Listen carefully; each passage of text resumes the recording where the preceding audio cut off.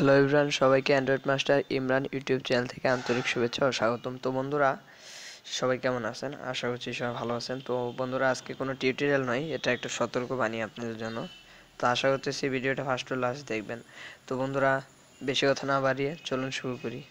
তো বন্ধুরা, আজকে আমি যে খুব দুঃখের সাথে একটা জিনিস আলোচনা করব। আজকাল প্রযুক্তির অপব্যবহারে এরকম একটা পরিস্থিতি দাঁড়িয়েছে যে আমরা আরেকজনের ক্ষতি করতে চাই, কিন্তু আরেকজন আমাদের মা বোনের ক্ষতি করতে চায়।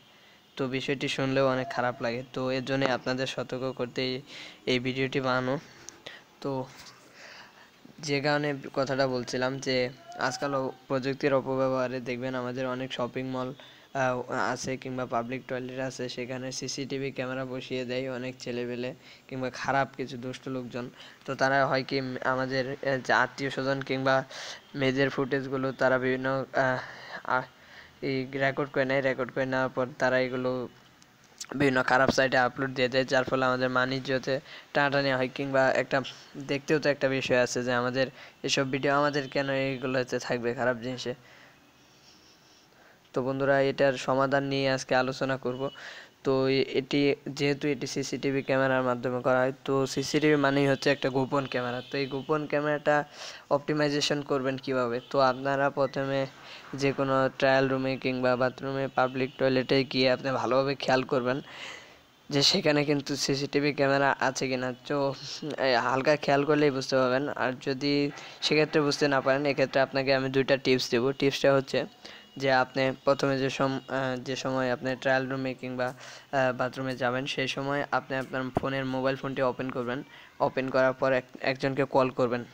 তো এক্ষেত্রে আপনি কল করলে যদি দেখেন যে কল যাচ্ছে, তাহলে সেখানে কোনো সিসিটিভি ক্যামেরা নেই।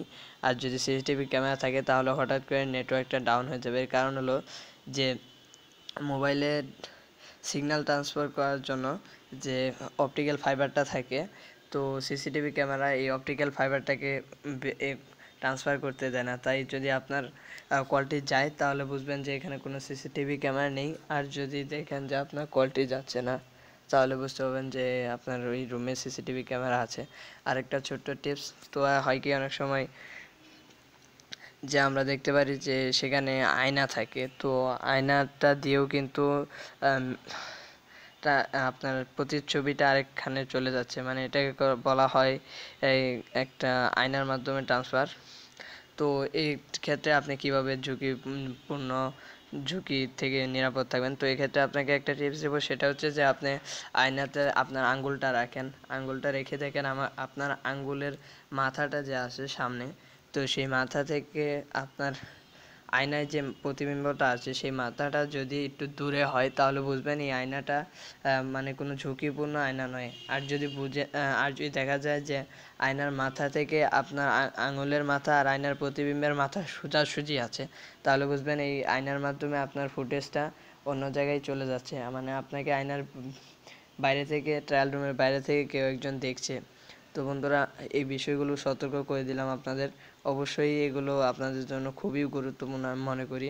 তো বন্ধুরা, বিশেষ করে মেয়েদের জন্য। তো বন্ধুরা, যদি ভালো লাগে অবশ্যই আমাদের চ্যানেলটিকে সাবস্ক্রাইব করে রাখবেন আর পাশে বেল আইকনটি এনেবল করে রাখবেন। আর বেশি বেশি করে লাইক কমেন্ট শেয়ার করবেন, যেন এই ভিডিওটি সবাই দেখে সতর্ক হয়ে যেতে পারে। তো বন্ধুরা, আজ এই পর্যন্তই। ভালো থাকবেন, সুস্থ থাকবেন। আসসালামু আলাইকুম।